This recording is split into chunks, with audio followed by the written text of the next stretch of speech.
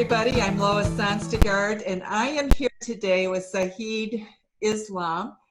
And I am so delighted to bring him to you because he has done some very interesting things outside of what he's doing professionally. So he has his career. He works in terms of developing the career that he has here in the U.S., but he also has put together an incredible process to give back to his home community in Bangladesh.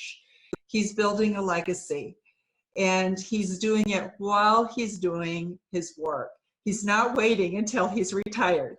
And so I find that just really exciting. And many people will ask me, when do you begin to start building your legacy?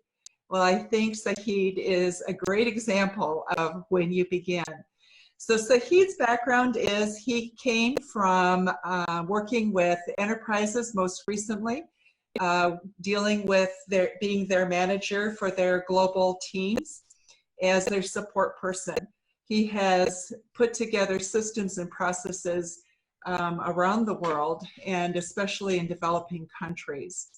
So I am going to let Sajid introduce himself further. Then we'll talk a little bit about what he's doing in Bangladesh. And I think you will be just so amazed. Hopefully it will open some ideas in your mind as to what it is that you might be able to do as well. So Sajid, please introduce yourself. Tell us what you would like us to know about you. Sure. Thank you, Lois, for the opportunity. It's good to be here. So first thing, I would want you all to know right now what I'm doing, and then I'll take a step back and kind of talk about, how I ended up doing what I'm doing, and then probably a little bit of more backstory of, where I came from. So obviously you touched on, I was born in Bangladesh. I lived there for the first 17 years. Then I came here to the US at the age of 18. And, for education, I've started doing, I went through college, I did both my bachelor's and master's degree. And then, I graduated, I started working for Silicon Valley company. And now what I'm doing right now is I am launching a marketing agency. So that will handle customer acquisition for small to medium-sized businesses. And prior to this, what I did was in Bangladesh was I was back in 2013, I was looking to do something different for the country where I was born, right? And I didn't want to do something that everyone does, which is either build an offshore office or send money through an NGO. But I wanted to do something that will become a platform and will help people rise up to the level they can rise up to. And through a lot of,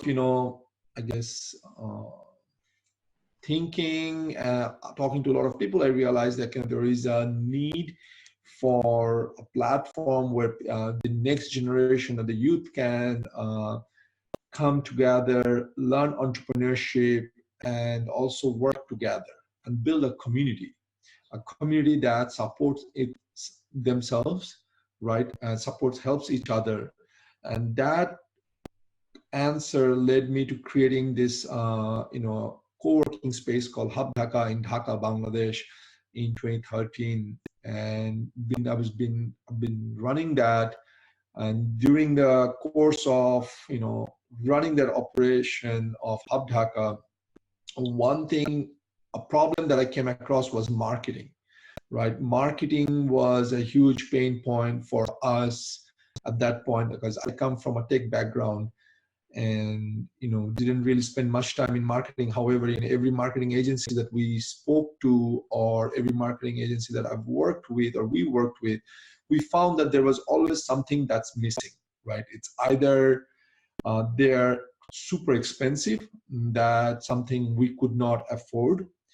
So we'd have to say no to those agencies. And the ones that we ended up working with, and most of them were like, it was very opaque process, right? And being me, opaque, yes. Okay.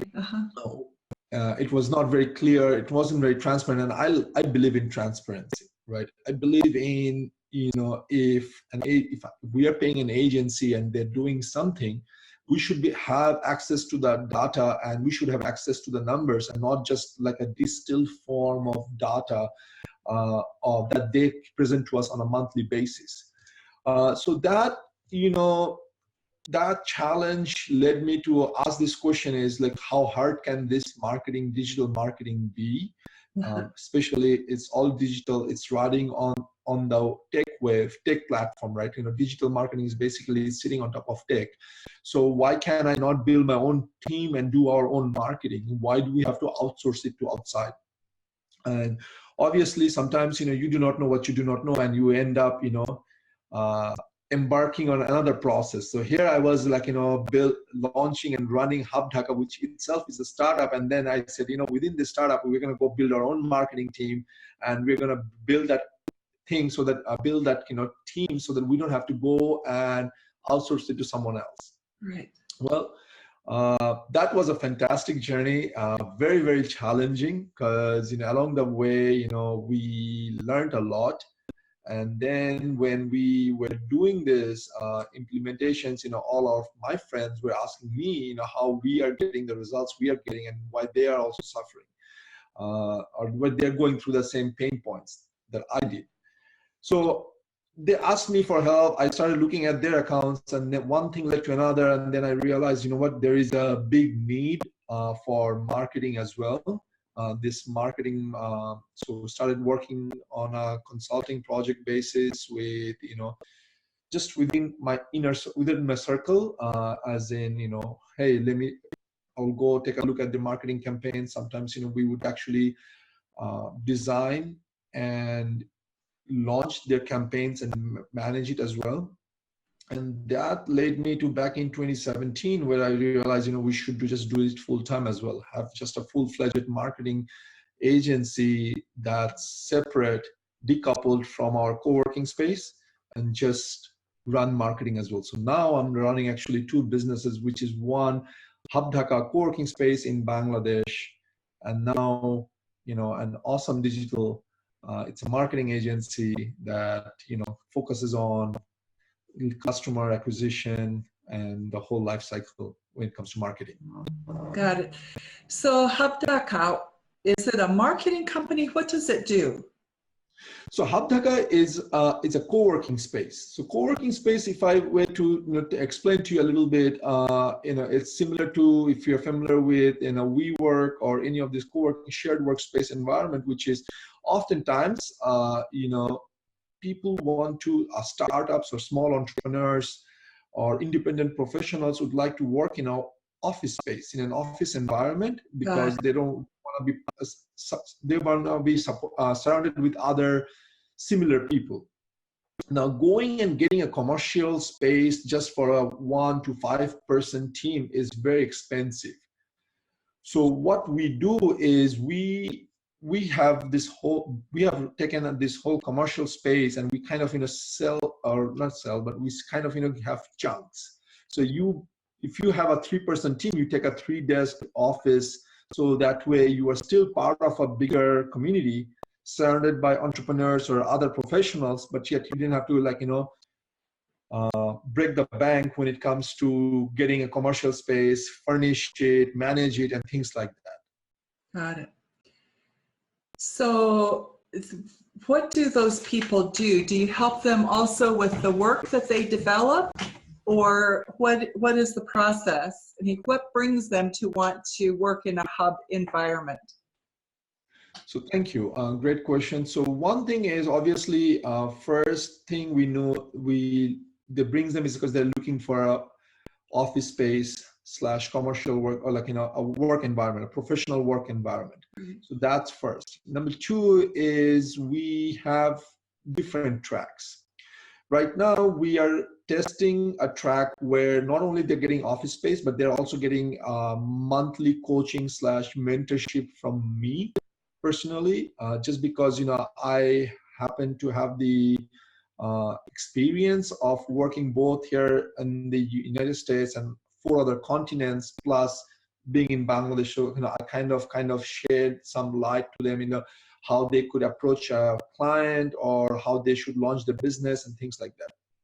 The other program that we have done and we do sometimes is we do a pitch contest or an entrepreneurship program where we would probably select a group of entrepreneurs, and then we would run them through a 6 to 8 weeks course where we teach them everything from market research to marketing to finding launching a minimum viable product to market, and getting a few customers on signed up, and getting the feedback, things like that. So that's like what we call it, a mini accelerator program, where we bring in entrepreneurs or people who are looking into entrepreneurship. We kind of guide them. Then the second program, in the middle, I touched on, is we're planning to start, or we're going to start right now, is the coaching program, monthly coaching to our members. And the first one is I just need an office space to be surrounded by like-minded people, and I don't want to work from home anymore because this is distracting. Got it. How many people work with you right now?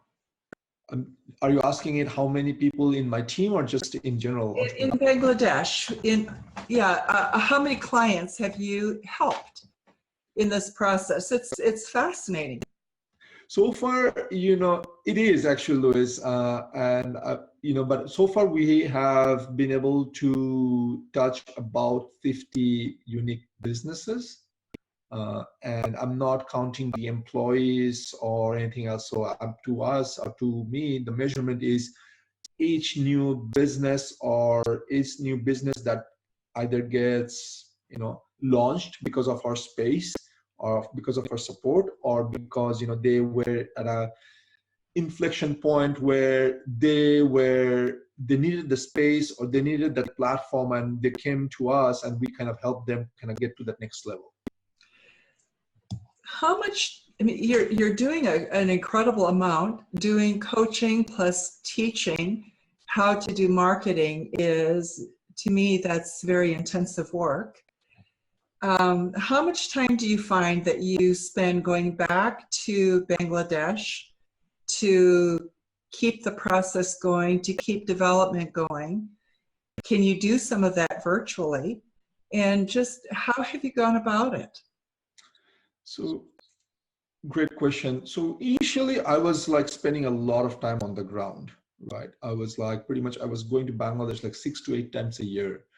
And so that the way I would structure my trips is I would take the last week and a half of a month, the last week of January and the first week of February, and I would couple that, so that way I'm there for 2.5 weeks, and then again I will skip 3 weeks, and then I will go back again towards beginning of March. So I was going back and forth a lot, right?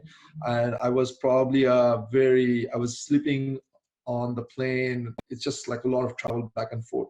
And the reason I was doing it initially, early on, it was very important for me to be on the ground. And the reason why I had to come back was my family is here. My wife and my kids are here. I also, at that point, I was still working. I still had a corporate job or job with the enterprise company. So I still had to come back. But like you touched on early on at the beginning of our, discussion, is that I didn't wait till I retired to start doing something as a building a legacy. And at that point, I didn't think of I was going to build a legacy. At that point, my thing was, I just want to do something different. I want to give back, right? And how do I give back? And that's the only thing I knew was, hey, why don't I create this platform called Hub Dhaka, where entrepreneurs and youth are going to come together and work together and help each other out. But now I can talk about this. And so I was going back and forth a lot, 6 to 8 times a year, working, I would say, about 17 to 18 hours a day, 7 days a week. And, it's now that I've built the process, now that I've built the system, I don't go there as often, just because, the team is there. We are, just following the process, and we are tweaking process as things come up. And, I run most of the stuff virtually. Got it. So, given what you've done and your passion really for giving back, what do you dream about? What do you dream that, you know, 40, 50, 60 years from now, when people look back at Sajid Islam, what will they say? What do you want to be remembered for? I want to be remembered for who someone who was, who believed that, there is, I'm to think. So, everyone can make a difference, right? You don't have to be the next president or the next military chief to make a difference. Someone common, someone like, general person can also make a difference. Just touch just touch someone similar to you and make a difference. We don't have to aspire to, win the next election to wait for a change, right? Change starts with us. So I want to live this. My dream is that I hope I inspire people to pay it forward, to give back, and they realize that hey, if he could start this, when for Louis, for me, life was great and still is. I mean, knock on wood, I have everything that I could have ever asked for, right? uh, I came from Bangladesh. When I came here, I came with 2 suitcases, and now I have pretty much a lifestyle, a home, cars, everything. But I didn't want to stop there. Didn't want to just consume and pass away without touching some people's life and showing it is possible. It's hard work, but it is possible. And we humans are built for purpose. So my dream is I hope I inspire a few other people to do the same thing as I have done or I'm doing, so that the world becomes a better place. It's incredible. What are the biggest challenges you faced personally as you've gone about this journey? Anything that it stands out particularly? A lot. In fact, I am writing a book right now, and it's touching on the 5 things I wish I knew when I started in Bangladesh. First of all,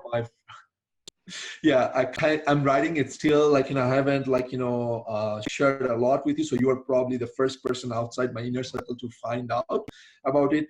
And the only reason is people should not have to go through the same process that I have gone through, right? Sleepless nights, stress, a lot of things. So in terms of challenges, I think the first challenge was, and probably it was also my level of understanding was, I was born in Bangladesh, I grew up in Bangladesh, so I was there for the first 17 years of my life. So I speak the language. I have, my immediate family is there. However, because I was out for so long, I didn't really have a friend circle, and I didn't have a lot of professional network in place, right? So I just went, I dove in. It's like it's somewhat of me jumping off the cliff and then trying to build a parachute as I'm going down. So challenges wise, I wish I was a little bit more, I slowed down a little bit, understood the culture, right? Again, like I touched on, I've worked in so far 5 continents, and when I was in enterprise or corporate world, and I thought I have seen it all. But I was wrong. Bangladesh, being Bangladesh, which is a very different society, even the next neighboring country is India. There is a big, culture-wise, they're 2 different countries, right? 2 totally different cultures in terms of mindset, things like that. So that created a problem, because here I come from the US, where I've lived 20 some years, and I pretty much, I'm Americanized. I have the Western, work style, Western philosophy, Western style of management, and I go in there and there's a big clash, culture clash, right? And people in Bangladesh do not generally say things out in your face like we may see here in the US. So people kind of stay quiet. They don't like to raise their hands, share things. So there was a big learning curve right there, right? So that was a challenge. The other thing is, there are not enough system and processes in the country itself just to get things done. Takes a while. And it's just something had to be built into the timeline, which I didn't know at that point, which means we had a construction crew working day and night, right? And again, if I can just share the thing, when we decided, or when I decided that I'm going to build Hub Dhaka, I figured out, I'm going to have this grand vision. I had this grand vision where I'm going to take up this empty commercial space, which is nothing but just a roof, build everything out, and then have it ready by March of 2014. And our first event is going to be a startup weekend event, which is like a 54-hour event where youth comes in and we kind of do a crash course on entrepreneurship. So not only I think I have a bad habit of biting more than I can chew, or probably me saying things and me kind of saying, oh, I'm going to do this, and we announce it, and then I'm like, I'm on the hook and I have to do it. But either way, I didn't want to change the date of the event. That was a non-negotiable, which basically meant that we had to get the construction done, which basically meant overcoming all the other logistical challenges that I had, like things, workers do not show up on time, they don't want to work their full 8 hours, and everything around it. So those were some of the challenges in terms of and also I think hiring was a big challenge as well, just because I was looking for people that I'm used to of working in the US and around the world, right? And Bangladesh, being Bangladesh, it is a different culture, different mindset. We were not matching, so it was like hiring took a long time, finding people and then onboarding them and kind of training them. It's just some things if I have to go back, and probably the book will help anyone who's looking to go back or give back into Bangladesh, would probably help them. And these are some of the things you need to think about and make sure that you have this points covered before you kind of launch anything or announce anything officially. Always there's a learning, isn't there? Absolutely, every day. Even now, I learn every day, and I think I sometimes I'll say, "Oh, I've seen it all," but then next thing I know, I blink and I see something new I've never seen before. It's amazing. So we have talked for some time now, and before we end, I just would like to know anything else that you would like to share about your experience or about building a legacy, a process that you use, or what you would like to leave as thoughts for people to think about. Right. So first thing, I would like people to think about is you have to ask yourself why, right? And the why you are doing what you're doing. Why does it matter, right? Why would you want to, some people would say, legacy, that sounds too, grand, and probably I'm not there yet, I'm young, but you wanna start thinking of how can you bring a change into this world, right? And what role can you play to bring that change? And start there, start small. Don't wait for tomorrow. Tomorrow may not come, right?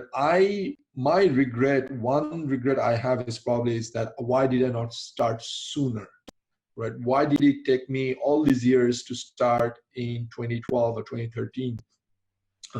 So start where you are. Don't wait for the perfect opportunity, and do whatever you can. And sometimes it may feel like your effort is so small that it's going to go unnoticed, but trust me, it will change that one life you touch. And there are times, I will tell you, there are businesses in Bangladesh now that are employing 20 plus people, and they got started only because I took the effort to go down and host a pitch contest, like in a business idea pitch contest, right? And that brought ideas to other people's mind. And this guy, he started an app development company in Bangladesh, and now he has 20 plus employees. So Wow. look at I'm serious. That's what, Lois gives me the joy. And, he comes and tells me that, Sajid, and in Bangladesh, they address seniors as bhai. So they say, Sajid bhai, if you hadn't done that contest, I was a student about to graduate and I was going to go work. But now I've started my company and we have all these employees, right? And going in, I didn't think of that, Louis. All I thought was like, let me open their horizons. Let me give them an opportunity. Let me present it and see what they do. So I think, sometimes when we think of legacy, we would probably start thinking like, oh, I have to do this. I have to become the next billionaire. I have to be I would change the question to like, what can I do now to change a life, right? And whatever it is, whether it's climate change or, anything in your community, anything in neighbor, and, you will automatically find the next step and move on from there. Incredible advice, and you're right. If you can't see what's in front of you, you're not going to see the bigger picture either, probably. And I think that's what's limited our vision and our ability to really create more change. We continue to have huge problems that we don't solve, and it doesn't seem to matter whether you're a developing country or a developed country. We have very similar issues. In terms of human ability to solve problems. And part of it is we haven't shared ourselves and helped them to really go about that process. And if I may add to that, Lois, and I think it's because of the way media portrays, like, media is always trying to share, which billionaire gave away what wealth, right? And that makes us feel like, sometimes, oh, I have only like, $10,000 in my bank. Am I good enough, right? I will only take myself as as an example. And I've thought that, right? Oh, I don't have $1 billion. I don't have $10 million. Am I good enough? Am I big enough? And, at one point, and I think my turning point was in 2012 when my daughter was born, right? And that's when I started asking this question is like, what kind of a world am I going to leave behind for her, right? What am I going to basically be able to do, and how can I make that change in our environment? And that's what, that question, what can I do now, rather than waiting for that $10 million cash in my bank or be the millionaire and then do something, got me started in building Hub Dhaka, and here I am today. Sajid, thank you so much. Your comments, I think, are so wonderful in terms of helping people begin to think, when do I start thinking about legacy? How do I do it? And for you, you just plain started. And I mean, it's one step at a time, isn't it? And you just simply do it. So thank you so much for your time today, for your thoughts, and thank you for the work that you're doing. Thank you, Lois. Thank you for giving me the opportunity again. You are welcome. So we will see you on our next podcast. And if you have questions or would like to get in touch with Sajid or have comments, questions that you would like to have addressed, simply send us an email and we will be glad to make that connection for you. Thank you so much for listening to this podcast today.